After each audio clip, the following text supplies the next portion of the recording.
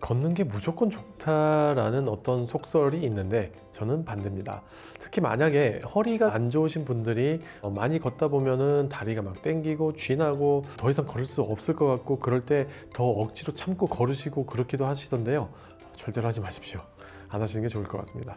그게 신경에 대한 이야기를 해야 되는데 우리가 가끔씩 팔 잘못 베고 이렇게 자고 일어나면 팔이 막 저리고 막 이런 게 생기잖아요. 보통은 그 척골신경이라는 신경이 팔베개를 하고 잤을 때 잘 저려져요. 신경이 잘 눌리게 되는 거거든요. 그래서 신경이 눌리면은 그 신경에 달려있는 어떤 다 감각신경들, 운동신경들 다 마비가 되게 되는데 척추협착증은 이런 척골신경뿐만이 아니라 모든 신경이 지나가는 어떤 신경 기둥이 있는데 그 신경 기둥이 우리 척추 안에서 길이 좁아져서 잘 눌린다. 그래서 협착이란 말이 어디가 좁다라는 말이잖아요.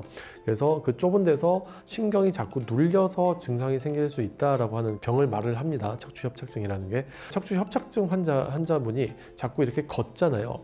걸으시면 사실 한 걸음 한 걸음 갈 때마다 사실 허리에서도 움직임이 있고요. 그리고 다리도 앞뒤로 이렇게 움직임이 있고요. 그러면은 사실 안에 있는 신경도 조금씩 움직입니다.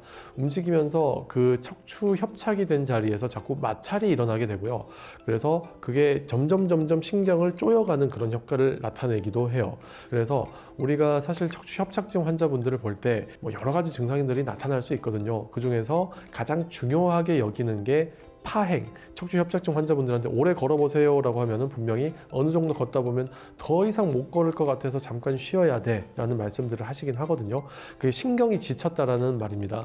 그래서 신경이 얼마만큼 걸어야 지치느냐, 그걸 이야기를 할 때 우리가 파행이 얼마나 빨리 오느냐 이렇게 말을 하는데, 완전히 지친 상태를 파행이라는 단어를 쓰고요. 한 5분 정도 걸었을 때 우리가 못 걷겠어요 라고 하면은 5분 정도의 파행이 있구나 이야기를 하기도 합니다. 일단은 기본적인 목표는요 30분이에요 30분 정도는 걸을 수 있는 몸을 만들어 놔야 다른 것들도 다 유기적으로 해서 건강관리가 될 수 있거든요. 예를 들어 나는 20분밖에 못 걸어, 그렇게 됐을 때 사실은 전반적인 건강관리를 하기가 어려워집니다. 우리가 일상생활 생각하면은 10분 정도만 걸을 수 있어도 앞에 슈퍼도 가고 뭐 일상생활에 크게 지장 없을 수 있어요. 내가 뭐 불편한 거 다 차 타고 다니고 뭐 다른 이동수단을 생각한다고 하면요. 근데 어쨌든 우리가 척추협착증에 있어서 30분 정도는 걸을 수 있는 몸을 만들자, 이게 1차적인 목표가 되긴 합니다.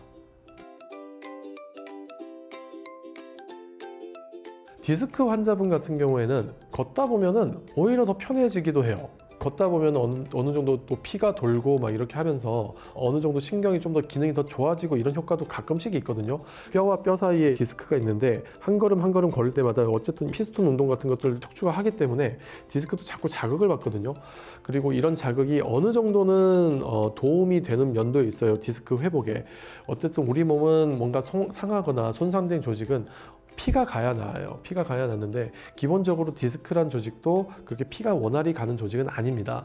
그런데 이런 펌핑 작용을 함으로써 주변에 있는 어떤 그 윤활액들이라든지 여러 가지 뭐 피라든지 이런 것들이 좀 더 잘 순환될 수 있는 환경을 만들어주기 때문에, 그래서 어느 정도 걷는 건 도움이 되겠지만 근데 30분 이상 걸었을 때는 득보다 실이 더 크다. 디스크 자체가 받는 물리적인 압박이 더 크다. 그래서 우리가 보통 그 경계를 30분쯤이라고 보고 있습니다. 근데 척추 협착증 같은 경우에는요, 우리가 많이 걷는다고 해서 어떤 뭐 이런 혈류량이라든지 이렇게 뭐 피가 돈다든지 뭐 윤활이 좀 된다든지 이런 이득보다는 걸으면 걸을수록 무조건 손해가 더 커요. 이게 신경이 압박이 돼서 그렇거든요. 우리가 그럴 때 이제 취할 수 있는 전략이 너무 좁아져서 생기는 문제니까 이걸 어떻게 하면 넓혀줄 수 있을까, 이걸 좀 고민을 하게 되고요. 그리고 두 번째는 사실 신경 자체가 좀 더 건강하면은 눌린 상태도 좀 버텨주거든요. 예를 들어 신경이 좀 약간 손가락 어떻게 잘못 탁 맞으면 어디 손가락 삐고 하면 손가락 뚱뚱 붙잖아요. 그런 거 비슷한 상태가 되는 거거든요. 신경이라는 게. 그 신경 기둥이 이렇게 부어버리면은 좀 더 쉽게 압박을 받죠. 당연히 얘가 뚱뚱하니까. 근데 이 신경 기둥이 좀 더 건강해지면 조금 더 날씬해져요. 똑같은 상황에서도 압박이 좀 덜합니다. 그래서 우선은 신경을 열심히 치료를 해봐요. 신경에 도움되는 약도 주고 뭐 주사를 쓰고 뭐 신경에 약 바르고 이렇게 해서 열심히 치료를 해봤는데 그래도 안 된다? 그때는 이제 진짜 좁아진 데를 넓혀야죠. 확장 공사를 해야죠. 근데 확장 공사를 하는 방법이요, 수술밖에 없습니다. 그래서 수술을 해서 주변 조직들을 다 이렇게 뭐 뼈를 좀 깎아내기도 하고 두꺼워진 인대를 좀 제거를 하기도 하고 디스크가 나와서 이 전체적인 공간을 이렇게 줄여버리면 그것도 협착증입니다. 그래서 디스크를 좀 줄일 수 있으면은 그 디스크를 좀 줄이기도 하고요. 그래서 여러 가지 방식을 써서 이 관을 넓혀준다. 이거는 수술이 되겠습니다. 사실 협착증 환자분들에 있어서 이 운동이라는 게 굉장히 좀 어려운 부분이 있어요. 일단 뭐 제가 허리는 무조건 펴야 된다 많이 떠들었을 겁니다. 근데 협착증 환자한테서 약간 예외가 있긴 있어요. 중심관 협착증 같은 경우에는 허리를 약간 이렇게 구부정하게 있으면은 그 구조적으로 약간 넓어지거든요. 협착증 환자분들이 되게 악순환을 좀 타기 쉬운 게 허리를 이렇게 펴면 오히려 증상이 심해지고요. 허리를 이렇게 구부정하게 있으면 증상이 좀 풀린단 말이에요. 그러다 보니까 자꾸 구부정하게 계셔요. 근데 구부정하게 있다 보면은 척추 안에 있는 어떤 인대들이라든지 이런 구조들에도 오히려 안 좋은 압박을 받아서 더 두꺼워져요. 결국은 당장은 편한데 거의 목마르다고 바닷물 마시는 거랑 비슷한 효과가 나게 된단 말이에요. 그래서 당장은 좀 약간 목마름이 해소가 되겠지만 결국은 악순환을 돕니다. 그래서 만약에 내가 척추 협착증이 너무 심해서 허리를 펴는 것 자체가 너무 힘들어 라고 하면은 정말로 정도에 따라서 차라리 빨리 수술을 해서 거기를 넓혀주는 방식이 있을 수도 있겠고요. 아니면 빨리 신경을 치료해서 어쨌든 1차적으로 허리를 펴도 증상이 더 나빠지지 않는 상태, 그걸 좀 만들어 드려야 될 것 같습니다. 그래서 결국은 모든 허리는 사실 허리를 펴야 좋습니다. 다만 협착증이 되게 심한 경우에는 폈을 때 오히려 더 아파지니까 펼 수 있는 최소한의 상태를 만들 수 있도록 병원에 가서 도움을 좀 받으시는 게 나을 것 같고요.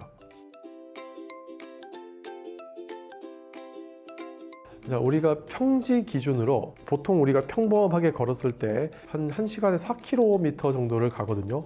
그래서 30분 정도가 좋으니까 한 2km 정도를 생각을 하세요. 그리고 이제 우리가 걷기 대회를 준비하고 있습니다. 준비하고 있는데 그 코스도 딱 2km 정도로 잡았어요. 30분 정도가 제일 건강하거든요. 그리고 또 하나 또 염두에 둬야 될 거. 우리가 집에서 나가면서부터 걷거든요. 그거 생각하면 생각보다 많이 걸어요. 나가서 산책 30분 하겠다 그러면은 집에서 나가서 들어오는 것까지 생각하면은 그거 한 40-50분 되기도 하거든요. 그래서 그것도 같이 감안을 해주시는 게 좋을 것 같긴 합니다. 물론 뭐 중간에 앉아서 쉰다든지 뭐 차로 이동을 한다든지 그러면 뭐 일단 내려서부터 이제 걷는 거니까 그걸 좀 생각을 하시는 게 좋겠고요. 그리고 허리를 잘 펴주세요. 이제 하루 종일 일을 고되게 하고 퇴근하는 그런 어떤 가장의 힘든 모습을 생각하면은 허리가 이렇게 구부정하고 아이고 피곤하다 뭐 이러면서 걷는 것들이 좀 상상이 되실지 모르겠는데 건강을 위한다라고 하면은 그 순간에도 허리에 힘 빡 주시고요. 힘을 준 상태에서 진짜 당당하게 무슨 군인들 행진하는 것처럼 그렇게 걸으셔야 건강에는 훨씬 더 좋을 것 같습니다. 군인들 행진이라니까 괜히 또 높아심이 드는데 군인들 행진할 때 막 발박자를 쾅쾅 하잖아요. 그거 안 좋아요. 발은 사뿐사뿐하게. 근데 허리는 군인처럼 강인하게 그렇게 걸으시는 게 좋을 것 같습니다. 자, 걷는 것 자체가 문제가 아니고요. 병의 상태나 이런 거에 따라서 어떤 사람은 좀 뭐 많이 걸어도 될 수도 있고 어떤 분은 아프면 절대로 걷지 마세요. 아프면 무조건 쉬세요가 맞는 상태가 되게 제각각입니다. 헷갈릴 수 있으니 그런 분들을 도와드리라고 저희가 대신 공부해서 알려드리는 게 저희 직업이니까 그럴 땐 병원에 찾아주셔서 제대로 진단받고 제대로 내 상태는 어떻게 해야 되는지 조언을 받으시는 게 좋겠습니다.